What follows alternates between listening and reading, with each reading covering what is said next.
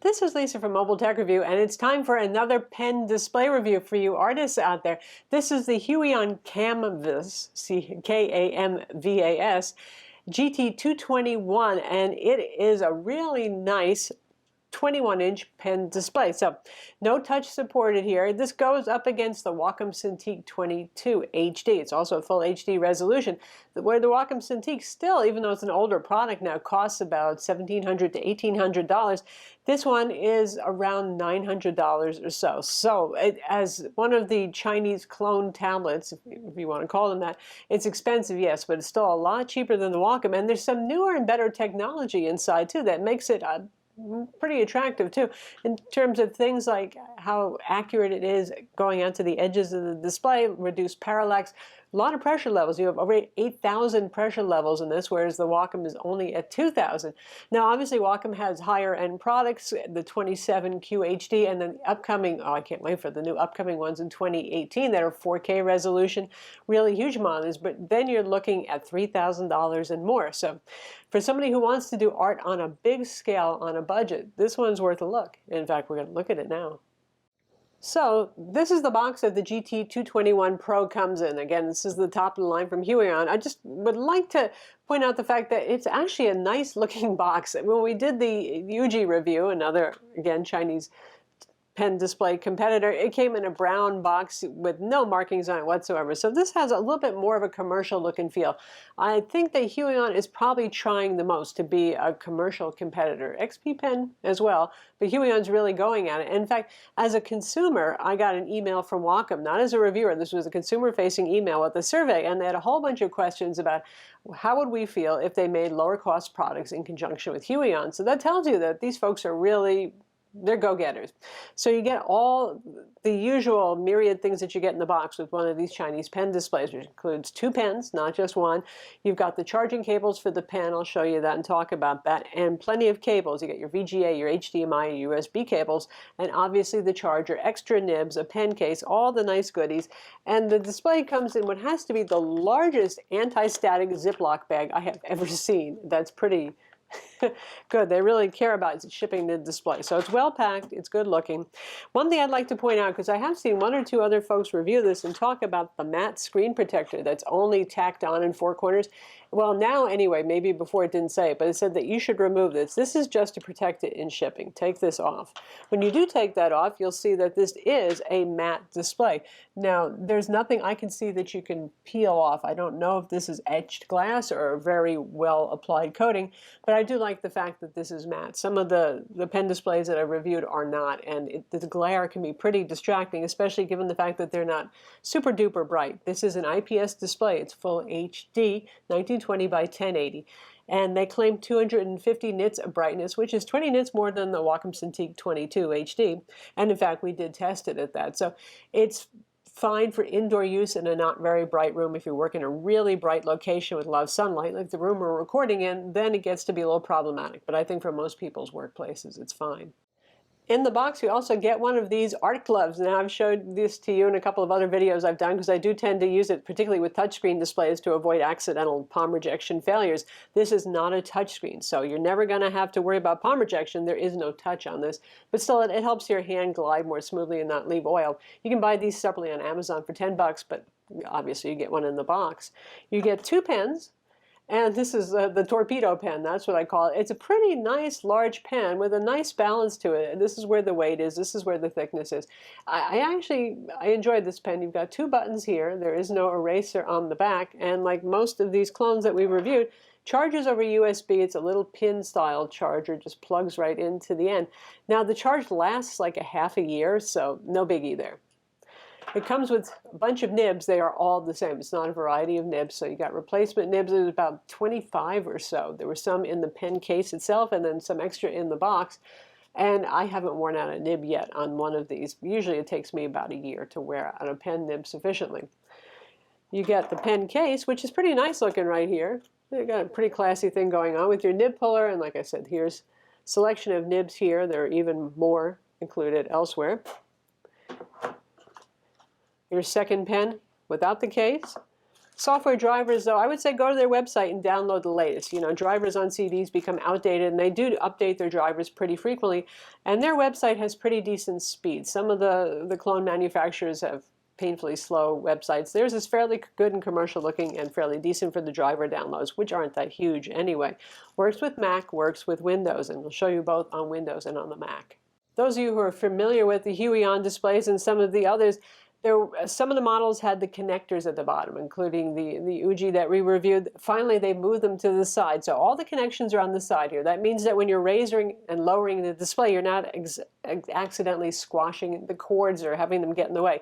Good times. So you have your HDMI, you have your VGA, and there's the USB connection, which is necessary for the pen input part of it. The VGA or the HDMI are used for the actual display output part.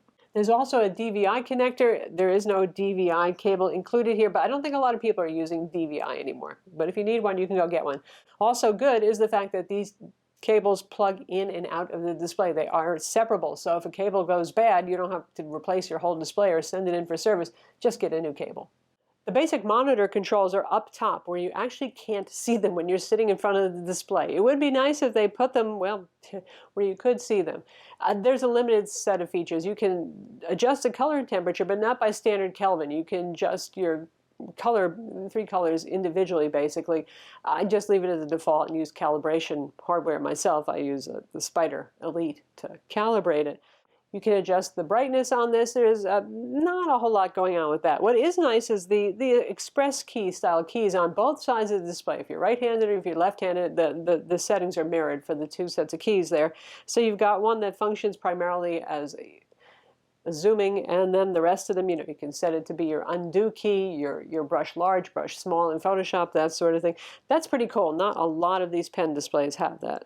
Again, like a lot of these Chinese pen display clones, you've got a similar kind of stand here. This part is metal. You've got the rubber over here to grip. And this is screwed on with 4 screws. They even include a screwdriver in the box, which is kind of nice. This section over here is plastic, but it seems fairly sturdy, and it works just fine. So obviously you could use this without the stand at all. You could use it with a Visa mount, but flat on the table is not really very ergonomic. So yeah, you're going to want to use the stand, and happily you do get the stand in the box. And just like all the others, there's a little lift lever. So you can go all the way to just about upright if you want, and you can just pull this up and go as far down as that. So it's a good range of usable positions. I think it's enough to suit most people. And this is kind of cool right here.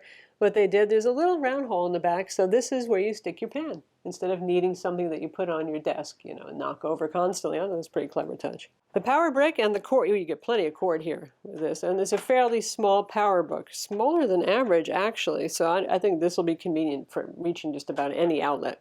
Now this is just a pen display. You plug this into a computer, okay? So there's no CPU in here, but still they can generate a little bit of heat. I've not heard a fan on this. Some of the Wacom Cintiqs, of course, have fans. I haven't heard any fan noise. In fact, the Uji we reviewed had one.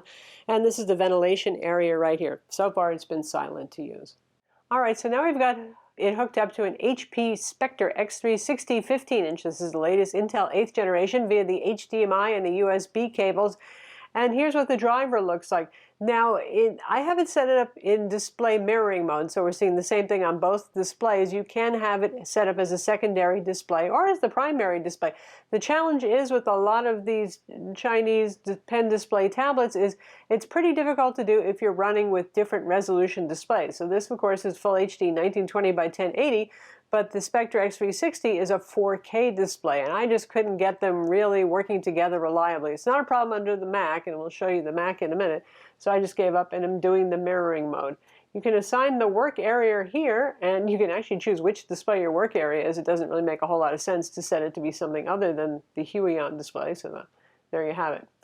Right now it's set to display 1 because it's mirroring. It doesn't know how else to do things, so you could actually customize that if you wanted, how much a display is covered. I don't think anybody wants to change that. Full screen is the way you want to go. For the pen, you can set the pressure curves. Again, there's over 8,000 levels of pressure supported here. And the standard curve worked pretty well for me. I have on sort of a light touch, but it's fine. And you can assign what the 2 buttons do on the pen, which is pretty sweet. So I've got this to switch brushes inside of Photoshop. And this is my Alt key for sampling colors on screen here. And lastly, you can assign the so-called, what you call them, express keys on the side. And like I said, it's nice that you have on both sides. So right and left-handed people can be pretty happy.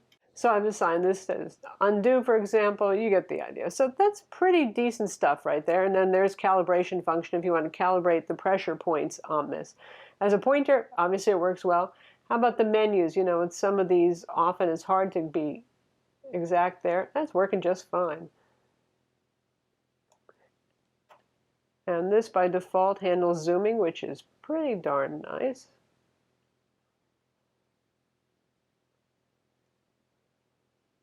So let's make our pen a little bit fatter so you can see, or I could actually use the keys to do that too.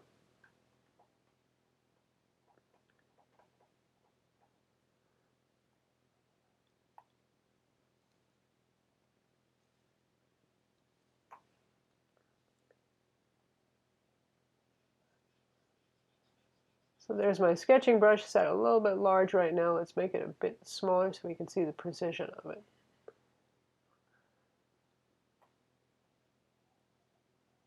Now the location of the pen tip to where it is on screen is very good, which is, relatively speaking, very low parallax. That's very nice.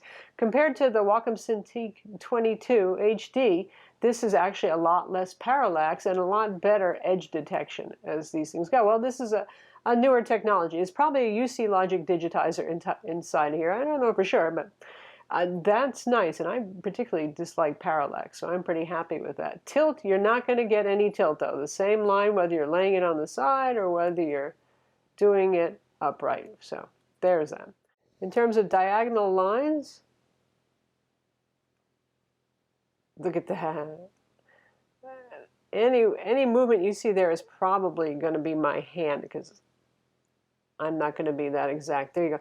That's beautiful stuff right there. The performance obviously is going to depend on the PC or the Mac that you have it plugged into in terms of how it keeps up with big brushes. This is just a pen display. It is not a computer unto itself. So any lag you see here is really up to the HP, if there is any. But response times are good. The polling on this is actually really excellent. I tell you, for the money, it's pretty darn good. Though the edge behavior is pretty good in terms of your menu and your tool selection, I still notice it's a little bit weird if you're drawing near the edges. For example, I have to put my hand up here. If I come from down here, look at that. It's drawing way too low. I'm trying to outline the bottom of this log over here, and it's drawing below it. But if I come from up here, then it's perfectly where I want it to be. So yeah, it's not exactly perfection. You have to work around some of these things. So the Huion Kamvas also works with Macs, of course. All of these products do, competing brands, and obviously Wacom, which is the king of products. And actually, one thing that's almost always easier with these Chinese brand of painting displays is the fact that you can run the Mac with two different resolutions. You got the native resolution of 1920 by 1080 on the Huion, and we have the Mac's native Retina resolution running here, and that's not a problem. Under Windows, it's a challenge if you're mixing the resolutions. The driver software looks just the same as it does on the PC as we showed you before. So you've got press keys, which means assigning these values. And you've got what assigning your pen buttons do, pressure sensitivity, pressure testing, work area where you assign where you want it to be active, and which display. Obviously you're going to pick the Huion, though it almost always defaults to the internal panel of a laptop first. Well, that's about it. So it's pretty good settings here, and you've got monitor calibration as an option too, which really means pressing the dots to do a calibration on it. And the painting experience is, well, pretty much the same as it was under Windows here. The parallax is really well controlled. The pen still makes a slightly brushing, rubbing, screechy sound. I don't know what the deal is with that. I hope maybe as it breaks in, that goes away. So that's the Huion Kamvas GT-221 Pro. Again, it's under $1,000, nicely under $1,000, but it looks like a fairly well-made quality piece. In no way does it look cheap. In fact, it doesn't look so different from the old Cintiq 22 HD. Granted, the latest generation Cintiqs look even classier and are considerably more expensive than this is. I mean, the 13-inch of the latest generation Wacom Cintiq costs more than this does. Wow. So what's the pro for this? You get a really big work area. This is invaluable when you're working, because when you have the bigger work area, no more is constant zooming, so you're not losing perspective of your drawing and design, yet you do have to zoom in to see detail. And to me, working on as large a canvas as possible is just one of the most important things that there is. Of course, after basic functionality, the pen on this, the pressure levels on this are very good, with better initial force activation than I've seen on some of the other competitors in the import field. It doesn't feel quite like a Cintiq, but it's not that far off, honestly, and parallax is pretty well controlled. Again, it's better than older Cintiqs, not as good as the very newest generation, which has almost no parallax, but still it's really very good, and the edge performance, as you saw, is pretty good on it as well. The diagonal lines on this are excellent as well. I like the matte display. I wouldn't mind if it was a little bit brighter, but hey, again, just control the room lighting and you're doing okay. The contrast on this, you saw the values on this, the color gamut, all that sort of thing, it's certainly good enough. It's a nice IPS display with very good contrast for a device in this class. That's all workable. It's good enough to do good artwork on. You can calibrate it and it's accurate. So what's not so great is the much more expensive competition from Wacom. Well, obviously it's not 4K resolution. It's not even 2K. I would kind of like 2K. Looking at full HD resolution on a 21-inch monitor looks a little bit, pixely at this point. Oh well, that's the price we pay for the reduced price on it. The drivers are among the better for the import competitors to the Wacom that we've seen so far in terms of stability, in terms of features, but they're still not quite as intuitive and still kind of hard to get going if you happen to have a different resolution display connected to your main PC that you're plugging it into under Windows land. Under Macs, that's Mac OS, that's not a problem so much. Compared to the competition that I've seen so far from UG and XP Pen, this one is my favorite, and this is the one that I would choose to use. Certainly, I'm not rich enough to have a big old Wacom Cintiq 30-inch display myself either, and I'm just a hobbyist in art. But yeah, this one is pretty darn nice for the price.